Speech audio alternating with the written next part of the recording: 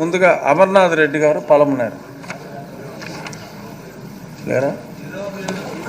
Zero ఎవరు ఉంది? అదే చెప్తున్నా, అమర్నాథ్ రెడ్డి గారు లే.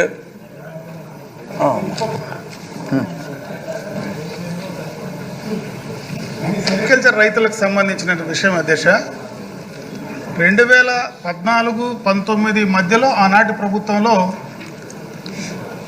సెరికల్చర్ వ్యవసాయాన్ని ప్రోత్సహించడానికి చాలా ప్రోత్సాహాలు అందించే కార్యక్రమం గడిచేది అధ్యక్ష. ప్రధానంగా పురుగులు పెంచడానికి షెడ్లు కానీ, కలుపు తీయడానికి యంత్రాలు కానీ, మరి అన్ని రకాలుగా కూడా ఏవైతే మొక్కలు నాటుకోవడానికి కానీ అన్ని రకాలుగా కూడా సబ్సిడీ ఇచ్చేది అధ్యక్ష. పురుగులు గూళ్ళు చేసుకునే సమయంలో చంద్రింకలు కానీ వ్యాధులు రాకుండా నివారించడానికి మందులు కానీ ఉచితంగా ఇచ్చేది అధ్యక్ష.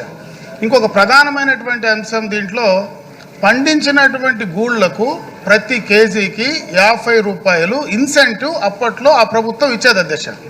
అయితే 2019-24లో జరిగినటువంటి ప్రభుత్వంలో ₹1 కూడా ఇన్సెంటివ్ ఇవ్వడం కానీ ఆ సబ్సిడీస్ కొనసాగించడం కానీ జరిగినటువంటి సందర్భం లేదు అధ్యక్ష. కూటమి ప్రభుత్వం వచ్చిన తర్వాత దాదాపు 10 నెలలు అవుతా ఉంది, ఇంకా కూడా ఈ కార్యక్రమాలు ఇన్సెంటివ్ ఇప్పటిదాకా కూడా రిలీజ్ చేయలేదు అధ్యక్ష.